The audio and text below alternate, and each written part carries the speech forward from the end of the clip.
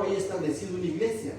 Pero ahora cuando Pablo está en una nueva cárcel en Roma, bajo otras condiciones, porque era una cárcel de arresto domiciliario, Pablo había sido acusado por los judíos, por sus propios, vamos a decirlo así, paisanos, y ahora está en Roma él, encarcelado y ya no amarrado en un cepo, sino atado a un soldado, dice. Y está en Roma, en una prisión domiciliaria, esperando que lo juzguen. Él recibe noticias de los hermanos de Filipos. Y pareciera que vienen a visitarlo, porque en el primer capítulo hemos visto que Pablo les cuenta qué es lo que él está haciendo en la cárcel. Y pareciera que le hubiesen preguntado y hubiesen dicho, Pablo, ¿cómo estás? ¿No? Porque también vamos a conocer que la iglesia de Filipos, los hermanos de Filipos, eran muy generosos. Y Pablo va a destacar eso de parte de ellos. Entonces Pablo les responde y pasa allá de Pablo dramatizar su caso y decir, miren, estoy en la cárcel injustamente, vengan a sacarme cuanto antes. Más allá de poner esa actitud quejosa, Pablo lo que va a hacer es animar a los hermanos. Lo que Pablo va a hacer es le va a decir, gracias a Dios, qué bueno que estoy aquí, porque todos en este lugar, en el pretorio, lo llama Pablo, aquí en la cárcel, han escuchado que yo estoy acá a causa de Cristo. Es decir, por predicar a Cristo estoy en este lugar. Y entonces Pablo va a comenzar a animar a los hermanos a quienes él está enviando esta carta. Y los va a llamar en segundo lugar, ¿sabes a qué? Los va a llamar a que anden en unidad. Mira lo que dice en los últimos versículos del capítulo anterior, capítulo 1. Voy a leerlo desde el verso 27, solo para entrar en contexto. Solamente después de animarlos y decirle que él está ahí a causa del evangelio y todo lo demás, verso 27 dice, solamente que os comportéis, a lo que les va a decir a ellos, cómo es que los de Filipos deberían de comportarse. Y les dice, solamente que os comportéis como es digno del evangelio de Cristo, para que o sea que vaya a verlos o que esté ausente, o sea, vaya o no vaya, oigan de ustedes que están firmes en un mismo, ¿qué dice? Espíritu, combatiendo unánimes por la fe del evangelio. ¿Qué más dice? Y en nada intimidados por los que se oponen. En otras palabras, Pablo le está diciendo, estén juntos, unánimes, combatiendo por el evangelio, es decir, predicando el evangelio, no tengan miedo. O sea, el que debería tener miedo es él, ¿no? Porque él es el que está en la cárcel, los otros están libres. Pero Pablo está diciendo, no se intimiden. Le está diciendo que va a haber enemigos, va a haber oposición. ¿Qué más dice? Que para ellos ciertamente, los enemigos, es indicio de perdición. Es decir, para aquel que no tiene a Cristo, para aquel que no cree en el Señor, ciertamente el evangelio es como pérdida de tiempo. Pero Pablo mira lo que dice, mas para ustedes la salvación no es de salvación, el evangelio, la palabra de Dios es salvación. ¿Qué más dice? Y es de Dios, y esto de Dios. Verso 29, porque a ustedes os he concedido a causa de Cristo, no solo que creáis, ¿qué dice? En Él, sino también que padezcáis por Él. Pablo está diciendo, no solo consiste en decir créeme en Jesús, sino muchas veces la verdadera fe, vivir un verdadero cristianismo, a veces acarrea ciertas dificultades. A veces, y más todavía en los tiempos de Pablo, y no solo los de Pablo, a través de toda la historia de la iglesia, vivir un verdadero cristianismo muchas veces te trae ciertos problemas. Porque vivimos en un mundo, en una sociedad injusta. Vivimos en un mundo, en una sociedad inmoral. De tal manera que, como dice en el Nuevo Testamento, que muchas veces a lo malo se le llama bueno y a lo bueno se le llama malo. Y hoy en día también podemos ver eso. Vivir un verdadero cristianismo te puede traer ciertas incomodidades en el trabajo. Si de pronto tienes un jefe, qué sé yo, injusto o corrupto, vamos a llamarlo, y te invita a que tú seas parte de su corrupción, pero tú como buen cristiano le dices, no, yo no le entro a eso, ¿qué va a suceder? Cumple tu contrato y chao. O sea, vivió. Y de alguna manera vas a atravesar por una situación difícil. Pero a causa de que estás haciendo íntegro y estás viviendo el verdadero evangelio. La otra opción es decir, bueno, ¿qué voy a hacer? Pues no, por el trabajo lo hago y también te metes a ser corrupto. Hay muchas personas que se adecúan al sistema. Pregunto tú, como cristiano, ¿Te tienes que adecuar al sistema inmoral, corrupto? No. Pues hoy en día también el hostigamiento, pero ya es de otra manera. En el colegio, los adolescentes, tercero, cuarto, quinto año, bueno, ahora desde el primer año creo, dicen, todos tienen enamorados. Y a veces el cristiano dice, pero eso no está bien. Pero no importa, todos tienen amigos con derecho. ¿Y qué hay de aquel adolescente que ya es cristiano y sabe que sus valores cristianos no se lo permiten y no estaría bien? Va a decir, yo no. ¿Y qué va a hacer? Lo va a bullear. Ocurre, te digo, porque de alguna manera trabajamos en colegio junto a mi esposa y vemos ese tipo de cosas. Pero ahí es donde tiene que ver tu lealtad a Cristo. ¿Y cuánta razón tiene Pablo? No solo consiste en decir creo en Jesús, sino a veces incluso vas a padecer por Jesús. Hoy en día el hostigamiento quizás en el occidente es de esa manera. En los tiempos de Pablo, en los tiempos de los apóstoles, el hostigamiento fue distinto. El imperio romano había prácticamente colonizado, se había apoderado de muchos de esos pueblos, de esas regiones. Y simplemente que tú tenías que decir Ave César, es decir, el César es mi Dios, alabado sea Él. Si tú como cristiano te resistías, terminabas en el Coliseo Romano, que es muy famoso. Terminabas peleando con gladiadores, asolaban la iglesia. Entonces la persecución aquel entonces era peor quizás. Entonces mis hermanos, qué difícil a veces ser cristiano, ¿no? Pero sabes, es lo mejor que puedes escoger. Lo otro es tomar el camino ancho. El camino ancho es, digo, eres cristiano y también entra a lo que el mundo le entra, y no hay problema.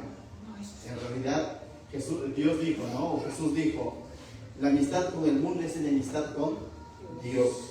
Entonces, ¿cuánta razón tiene Pablo aquí cuando exhorta a que padezcamos por el Evangelio? Ahora sí el verso 2. En ese sentido, mis hermanos, 30, ¿no? 30 y entramos al verso 2, al capítulo 2.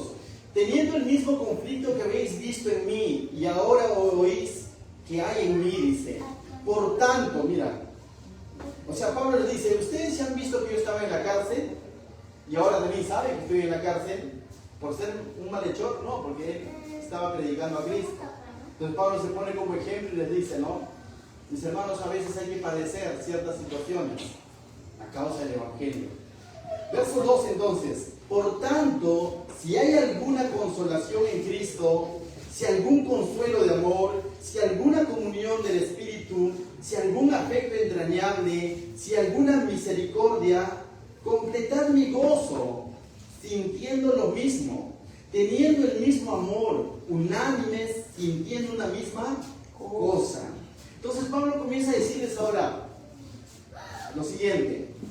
Dice, si ustedes ya experimentaron el consuelo de Cristo, el cristiano, tú y yo, y si todavía no has creído, esto también va para ti. Escucha, en algún momento todos pasamos por ciertas aflicciones, una enfermedad, variación familiar, alguna injusticia, problemas en el matrimonio, crisis económica, y tú vienes a Dios. Quizás no vienes con la motivación diciendo, yo quiero creer en Cristo, yo quiero ser salvo. Pero esa necesidad del Señor no solamente suple esa necesidad, sino una necesidad mayor, que es la salvación. Cuando venimos a Cristo, así como en sus momentos, cuando Jesús estuvo aquí en la tierra, se acercaba el leproso, la mujer con el flujo de sangre, el ciego, el endemoniado. Jesús, aparte de sanarlos, en la gran mayoría de ellos, si se acercaban de corazón al Señor, ¿qué más le decía? Ve y no peques más. O tu fe te ha salvado. No solamente saciaba, no solamente, vamos a decirlo así, sanaba la herida física, no solamente sanaba la enfermedad como tal, sino también los salvaba de su pecado.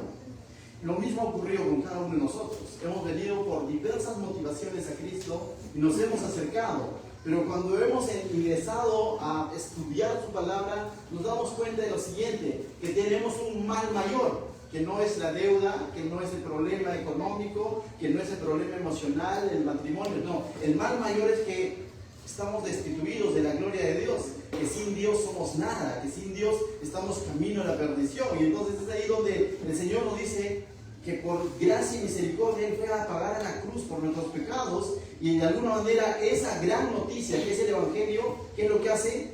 Nos sana espiritualmente, nos consuela. Entonces Pablo lo que está diciendo acá a los hermanos de Filipos dice, por tanto, si hay alguna consolación en Cristo, es decir, si ya fuiste consolado en Cristo, ¿qué más? Si algún consuelo de amor, ¿has experimentado el amor de Cristo? El cristiano yo creo que va a decir amén. El que aún no es cristiano puede decir, ¿en qué consiste esto? Explícame un poco más. Pero miren, una le dice, si alguna comunión del Espíritu, si algún afecto entrañable, si alguna misericordia, cada una de estas cosas lo hemos experimentado los que ya somos salvos, los que ya hemos creído en Cristo. Y Pablo le está escribiendo a personas que ya han creído en Cristo, que son los filipenses. Entonces le está diciendo, si ustedes ya experimentaron esto, ¿qué les dice ahora el verso 2? Completen mi gozo. No significa que Pablo no tenía gozo. Todo el capítulo 1 hemos visto que Pablo tenía gozo y se gozaba en medio de la prueba, ¿no? Y estaba predicando a Cristo en medio de la prueba. No significa que él no tenía gozo, pero Pablo dice, completen mi gozo en el sentido de que eso me va a alegrar, me va a hacer más gozoso en el sentido de enterarme que ustedes se conducen de la siguiente manera. Mira lo que dice, completar mi gozo, dice, sintiendo lo mismo. Este sintiendo lo mismo es teniendo la misma actitud, teniendo el mismo propósito que Pablo tenía, y más adelante vamos a ver que Cristo también tenía. ¿Cuál era el propósito del sentir que tenía Pablo? ¿Se acuerdan que él había dicho, me es mucho mejor irme con Cristo, pero es más necesario quedarme porque hay mucho por hacer?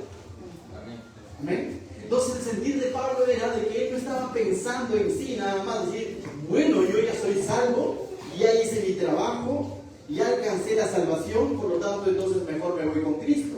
No, él dice, me es mucho mejor, por ejemplo, él dice en el capítulo anterior, morir en Cristo es ganancia. Entonces lo que Pablo está diciendo, me es mucho mejor irme con Cristo, pero me es necesario. Entonces ahora le está diciendo que la iglesia de Filipos debería de pensar igual. Más allá de poner su mirada hacia adentro, hacia uno mismo, tienes que poner tu mirada hacia afuera y hacia arriba. El cristiano ya no vive tanto para agradar su carne, vive para agradar a Dios y para servir al prójimo. Ustedes acaban de ver unos videos y todo lo demás, y como decía Luis acá, eso requiere muchas veces manos, tiempo, dedicación, economía, pero créeme, requiere todo eso. Y todos los que están involucrados en hacer eso cada domingo, créeme, ninguno de ellos lo hace por obligación. Y el que ha sido obligado, levante la mano. Ninguno. Cada uno de los siervos que ustedes ven servir allí, lo hace por agradecimiento a Dios. Lo hace entendiendo que es un privilegio hacerlo. Ninguno.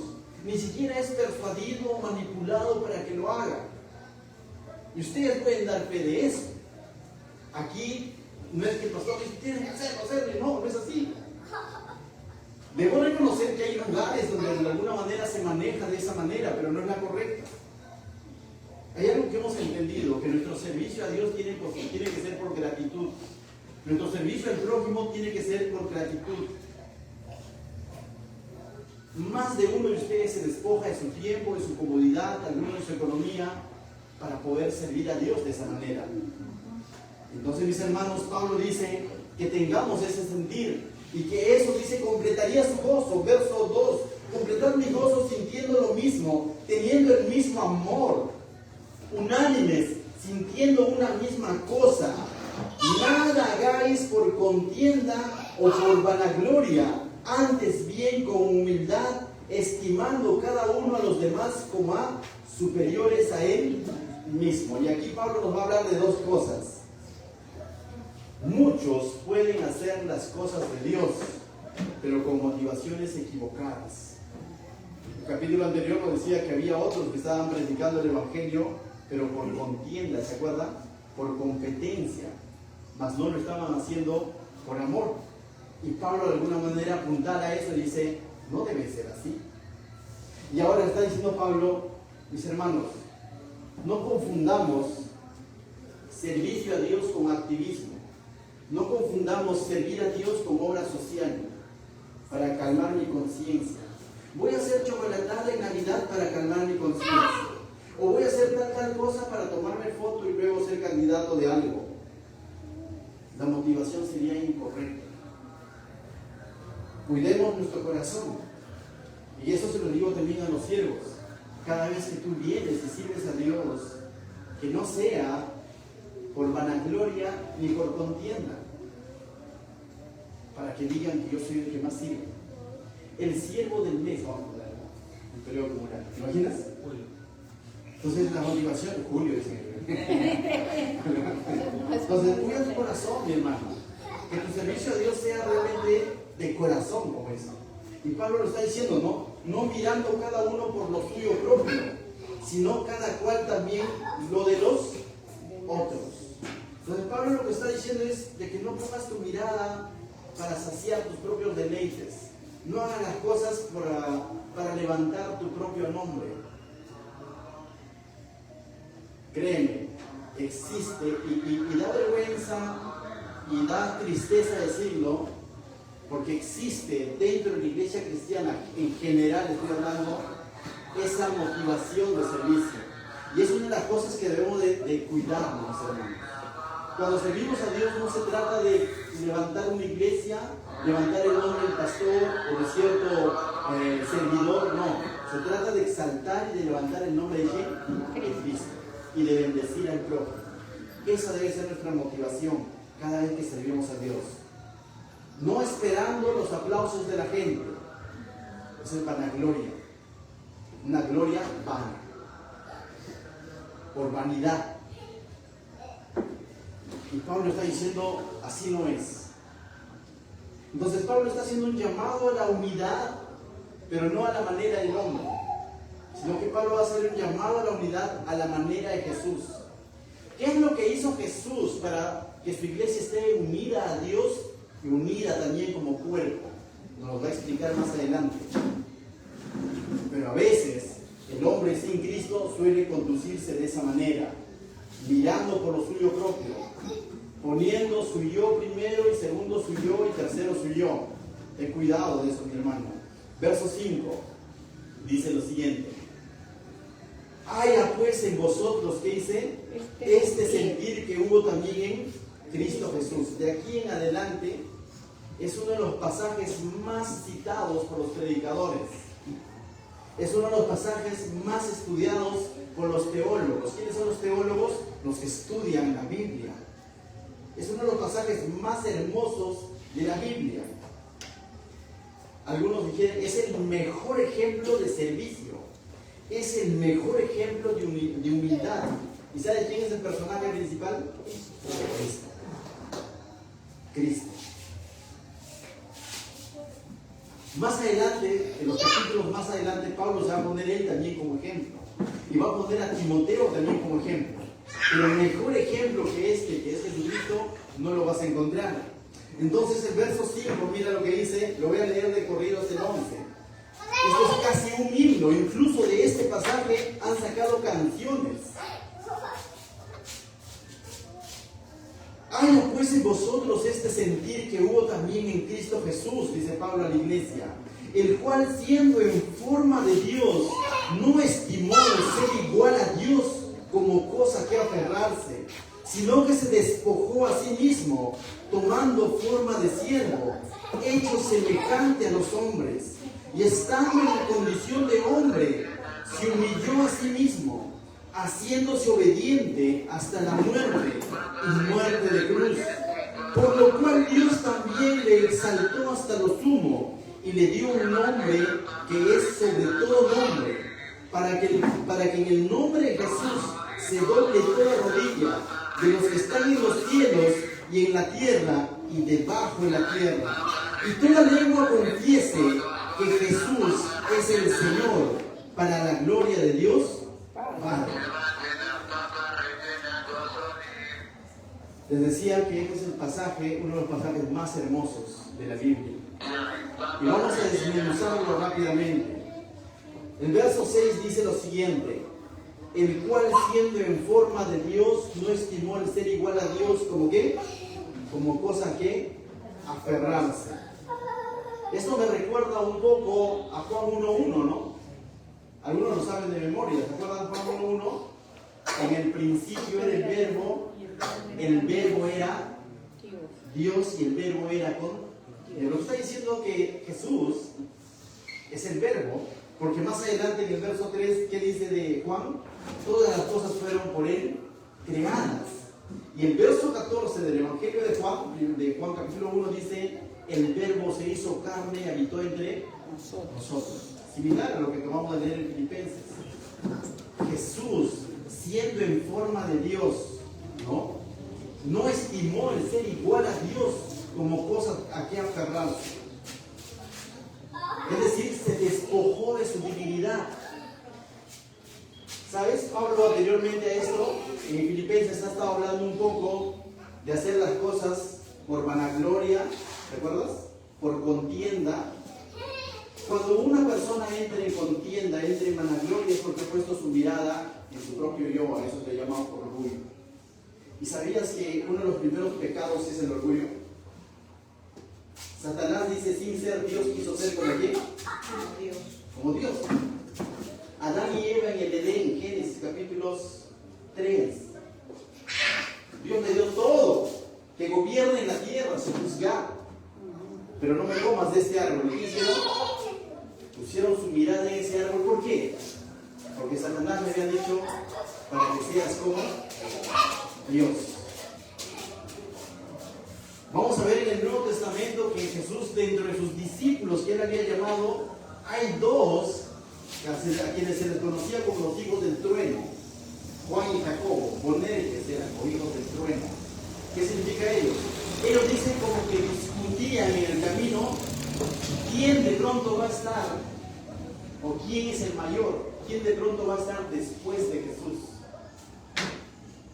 quién se va a sentar a su lado derecho. Tanto así que llegaron al punto de pedirle a la mamá que le diga a Jesús: Señor, cuando estés allí en tu gloria, que mi hijito Juan se siente a tu derecha y que Jacobo se siente a tu izquierda. Necesitaban buscando los primeros lugares. Eso revela, mis hermanos, tanto el ejemplo de Satanás, de Adán y Eva, y puedes encontrar muchos otros personajes. Eso revela el corazón del hombre, siempre buscando sobresalir sobre los demás, siempre buscando la gloria de los hombres, la vanagloria, siempre entrando en competencia para ser el mejor. Pero ahora vamos a ver a Jesús, quien realmente es el mejor, el creador, el verbo, el Hijo de Dios, el igual a Dios, que va a hacer todo lo contrario a lo que quiso hacer Satanás, a lo que quiso hacer Adán y Eva. Adán y Eva, sin ser Dios, querían ser como Dios. Satanás, siendo una creación, una criatura de Dios, un ángel, quiso ser como Dios. Y eso les costó, ¿qué cosa? La caída. Mientras que Jesús, que es el Hijo de Dios, quien es el Verbo, ¿qué es lo que hace según el pasaje? Siendo en forma de Dios, no estimó el ser igual a Dios como cosa que aferrarse. Verso 7, mira, dice: sino que se despojó a sí mismo. Nadie le quitó esa gloria, sino él mismo se despojó, tomando forma de ¿qué? De siervo, hecho semejante a los hombres. ¿No te das cuenta que es lo contrario a lo que hicieron nosotros? Ese es Jesús, el mayor ejemplo de humildad, y vamos a ver más adelante, de sacrificio. De humildad en el sentido que él, siendo Dios, se hizo hombre. Y no voy a hablar tanto de doctrina o teología, y eso lo dejamos para el Instituto Bíblico. Lo que vamos a seguir es el propósito que tenía Pablo al decir esto. Recuerda, Pablo está llamando a la unidad, a que unánimes todos tengamos el mismo sentir, ya no que tenía Pablo, sino que tenía Cristo. Que es 1, la humildad; 2, el servicio; 3, el sacrificio por amor a los demás. ¿No te suena Juan 3:16? Porque de tal manera amó Dios al mundo que entregó aquí a su único hijo, a su hijo unigénito. Y cuando dice entregó, a nosotros nos suena como que, bueno, lo entregó, pero entregó que, si has visto la película La Pasión de Cristo, te vas a dar cuenta, un 10% de lo que significa entregó. Ese entregó significa que Él, siendo Dios, se hizo hombre y soportó el oprobio, soportó la cruz, soportó la injusticia, soportó la burla, soportó los clavos, soportó la corona de espinos, soportó la lanza, soportó los latigazos que le dieron por amor.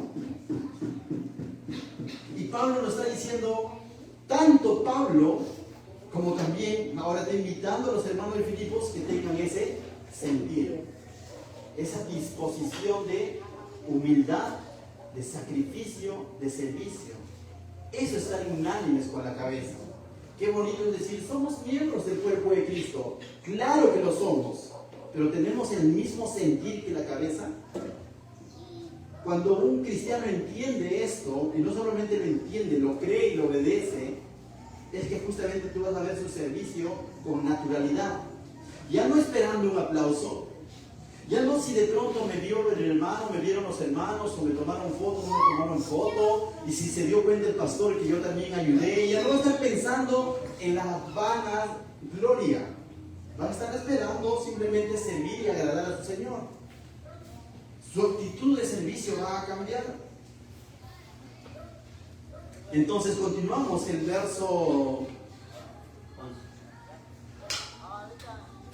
Antes de pasar al verso 8, no lo busques, te lo voy a leer. Marcos 10:45 dice: porque el Hijo del Hombre no vino para ser servido, sino para servir y para dar su vida en rescate por muchos. Cuando dice la Biblia el Hijo del Hombre, ¿a qué está refiriendo? Hijo de Dios. Jesús. Y nos está diciendo él mismo, y son palabras de Jesús en el Evangelio de Marcos, donde dice, porque el Hijo, esto lo dijo Jesús, no lo dijo Marcos, Marcos lo escribió, lo que Jesús dijo, porque el Hijo del Hombre no vino para ser servido, sino para servir y para dar su vida en rescate por los demás. Y lo hizo realmente. ¿A cuánto les gusta que les sirvan? Más cuando está cansado. ¿Te gusta? ¿Y a cuánto le gusta servir? A dar una milla más por los tuyos, por tu prójimo. Ah, no se lo merece. ¿Tú te lo merecías que Jesús venga y se haga hombre y muera en la cruz? ¿Habrá algún ser humano que se lo merecía? Y si somos negociantes, ¿habrá 10, 20? No había ni uno. La carta a los romanos dice, por cuanto todos eran pecadores. Por eso se llama la dádiva de Dios. La salvación es un regalo. El hecho de que Jesús venga a la cruz es un regalo. No es una correspondencia donde Dios vio y dijo, oh, la humanidad se está portando bien, entonces se merecen que envíe a mi hijo. No fue así. No fue así. Por eso que entendemos que la salvación es por gracia y misericordia. Entonces, no es por merecimiento. Y Jesús en Marcos capítulo 10, verso 45, pero si retrocedemos un poco al 43, anótalo si deseas, dice, pero no será así entre vosotros, sino que el que quiere hacerse grande entre vosotros será vuestro servidor. Justamente lo dice, ¿sabes cuándo? Cuando los discípulos estaban peleando por ser el mayor. Jesús dice, no, en el mundo sí es así la competencia. El mayor manda. Jesús les da una lección, el mayor sirve, les dice. Y como él era el mayor, por eso que el verso 45 dice, porque el Hijo del Hombre vino, ¿qué? Para servir y no para ser servido. Y poner su vida en rescate de los demás. Mis hermanos, alguien dijo una vez, nosotros vivimos un reino al revés. El reino de muchas cosas conceptos, ideas que se acuñan en este mundo son contrarias al cristianismo. El mundo vive bajo una ley del talión, ¿no? Ojo por ojo, diente por diente. Que pega, tú dale doble, ¿sí o no? Eso se vive así en el mundo. Pero vienes a Jesús y ¿qué te dice? Si te hacen un daño, respóndele con un bien. Eso significa dar la otra mejilla. No significa que no, sino que si alguien te hace un daño, tú respóndele con un bien. Entonces, eso no puede ser. Y muchos de los principios que Jesús enseñó son así. Ahora está diciendo, el mayor sirve. No, el mayor es el que, en el mundo el mayor es el que está ahí sentadito en primera fila y está esperando que le... Que sirvan los muchachos, que sirvan los sirvientes. Así se vive en el mundo. Pero en el reino de Dios es distinto. El mayor sirve. Por eso ves a un Pablo en la cárcel no quejoso, sino dispuesto a servir. Por eso ves a Jesús siendo el mayor, habiéndose hecho hombre en la cruz, soportando el oprobio, dando su vida por rescate de los demás. Ahora sí vamos al verso 8 de Filipenses, dice: y estando en la condición de hombre, no solamente entonces se hizo hombre, ¿qué dice? Se humilló a sí mismo, haciéndose obediente hasta la muerte, y muerte en la cruz. Es decir, él no solamente se hizo hombre, él no solamente se hizo siervo, sino que entregó su vida misma, dice, hasta la muerte, y muerte en la cruz. ¿Qué significa esto? Que él se sacrificó. Esto en doctrina o en teología se conoce como que él es nuestro sustituto. El ser humano, tú y yo, somos los que debíamos haber ido a la cruz, porque la paga del pecado es muerte. Tú y yo somos los que debíamos haber soportado la ira de Dios a causa de nuestro pecado. Pero Jesús, que es nuestro sustituto, él fue en reemplazo nuestro. Por eso dice ahí, haciéndose obediente hasta la muerte, y muerte en la cruz. A Jesús no lo crucificaron porque de pronto él robó algo. A Jesús no lo crucificaron porque de pronto él golpeó a alguien. A Jesús lo crucificaron, ¿saben por qué? Y los mismos evangelios dicen, porque él dijo ser el Hijo de Dios. Por sanar y perdonar pecados. Esto causaba repudio en los fariseos, decir, ¿cómo puede sanar? ¿Cómo puede perdonar pecados? Eso solo lo puede hacer Dios. Claro, pues era Dios hecho hombre, pero ellos no lo querían ver así. Por llamarse el rey de los judíos, y ciertamente es el rey de reyes.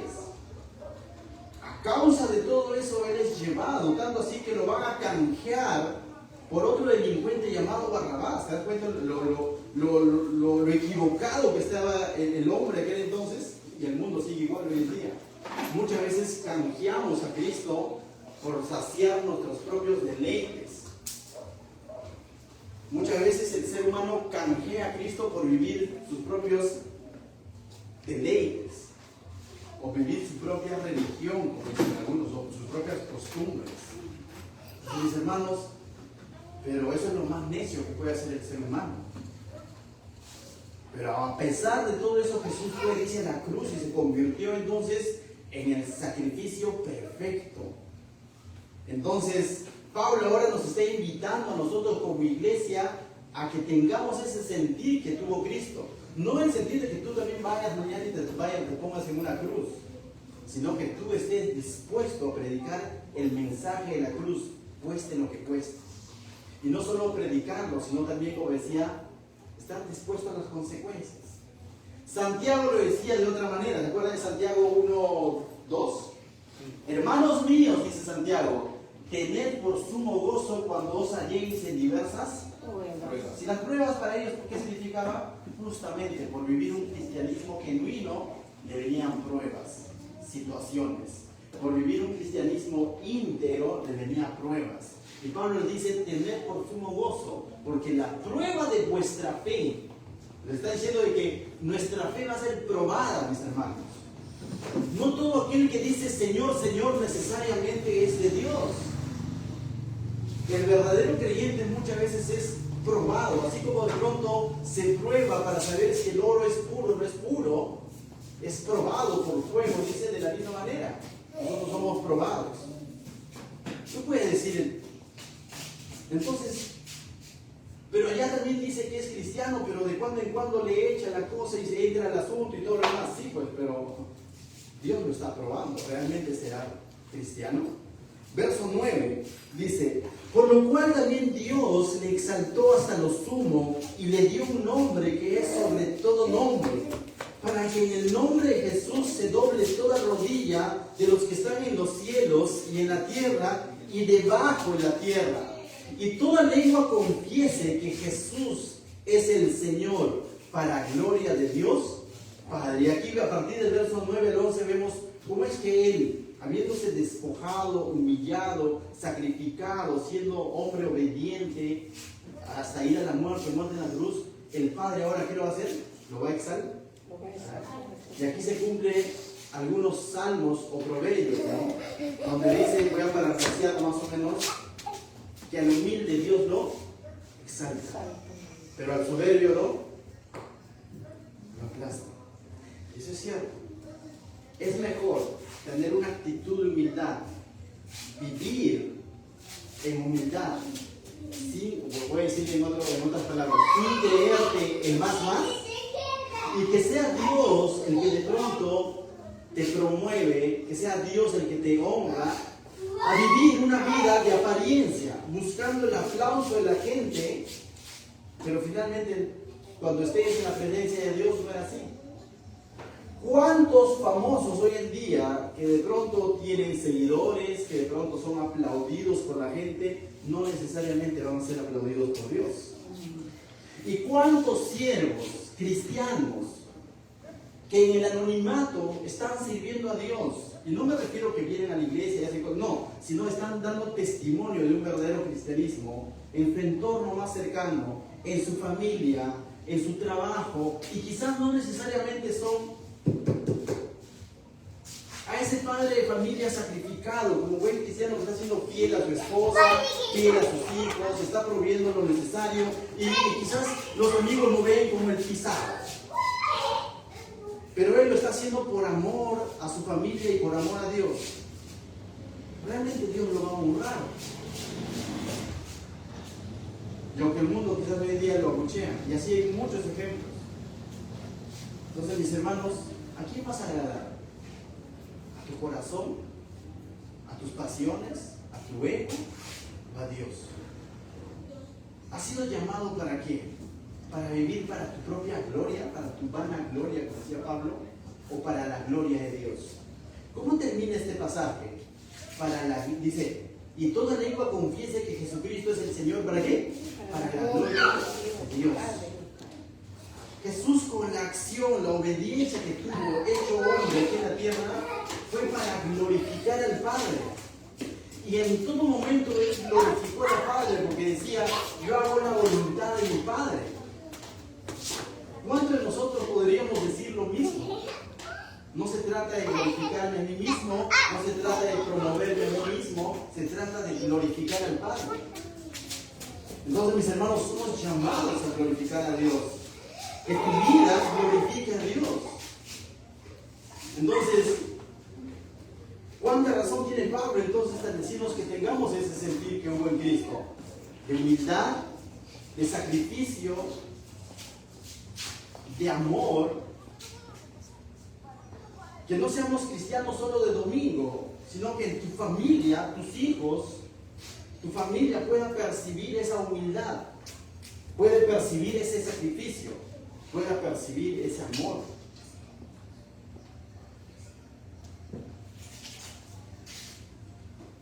Quizás acá podríamos hacer, ¿no? Cada fin de año, el siervo del año. Dígame un nombre, aquí lo ponemos acá. Ya tienen roche, ya dice quién, ¿no? Pues imagina, ya vamos a ponerle un nombre ficticio, Juanito. Ya, Juanito sale acá y dice el siervo del año. Y todos, ¡bravo! Y su esposa y sus hijos ahí dicen, siervo este. Pero si en la casa es todo lo contrario.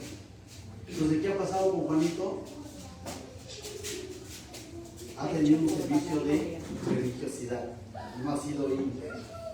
Entonces, mis hermanos, sirve a Dios en esos lugares donde nadie te ve.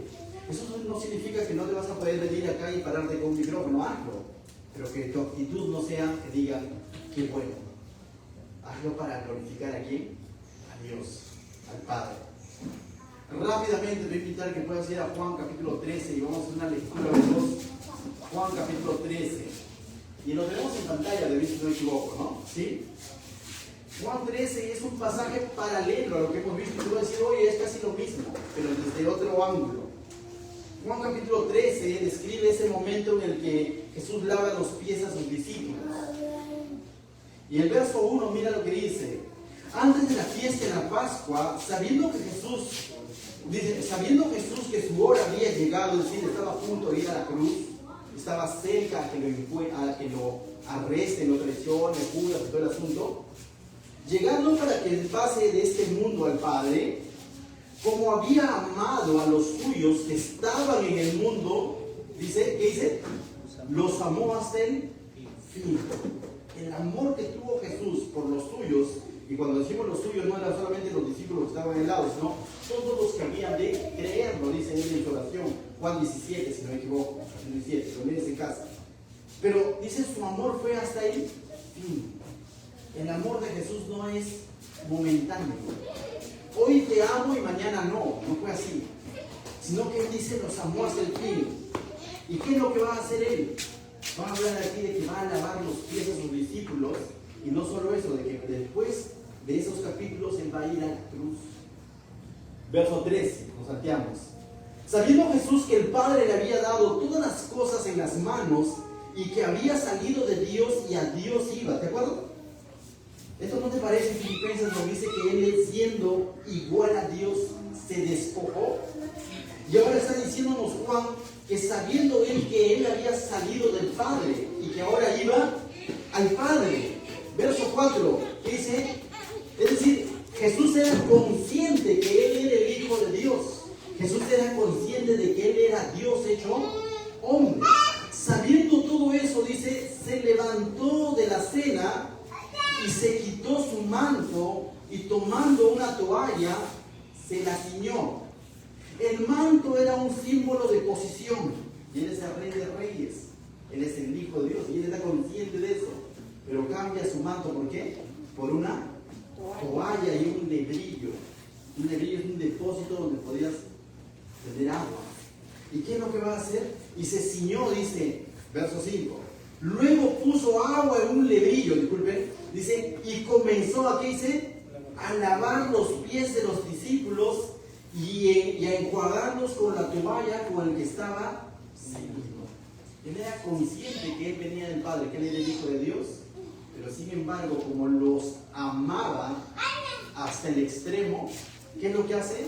Comienza a lavar los pies de los discípulos. ¿Y sabes quiénes estaban en medio de eso de que él está lavando ahí? Estaba Judas. ¿Sabes quién más estaba? Pedro, el que se iba a escandalizar o lo iba a negar 3 veces. Es más, Pedro se va a hacer todavía el digno, le va a decir, no señor, no me laves, qué roche, le va a decir, ¿cómo me vas a lavar tú? Y ahí se da una conversación y Jesús le va a decir, Pedro, si no te lavo no vas a tener parte conmigo. Y Pedro le va a decir, entonces báñame, ¿no? O sea, lávame por completo. Y entonces, pasando esa conversación, pero Jesús estuvo dispuesto a lavar incluso a Tomás. ¿Sabes quién era Tomás? El que va a decir, si no lo toco no creo. Estuvo dispuesto a lavar a Juan y Jacobo, los que se peleaban por estar en el primer lugar. Eso es humildad, eso es servicio, eso es sacrificio, eso es amor. Pero eso es solamente una muestra de su amor, porque su mayor amor se va a manifestar en la cruz. Nos adelantamos al verso 15, mira lo que dice.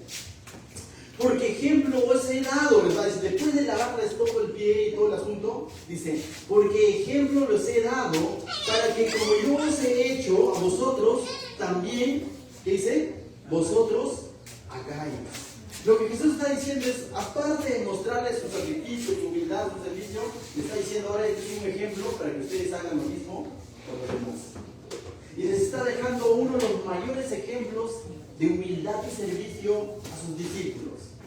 Y ese ejemplo de humildad y servicio tiene que ser transmitido de generación en generación, y todo siervo de hoy, tú y yo, deberíamos de saberlo.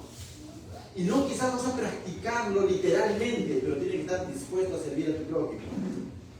Pero si no lo comprendes, si no lo crees, mejor no lo hagas. Hazlo con convicción, no lo hagas por obligación ni por vergüenza. Pero sabes, si realmente estás siguiendo las pisadas del Maestro, somos llamados a servir al prójimo sin interés alguno.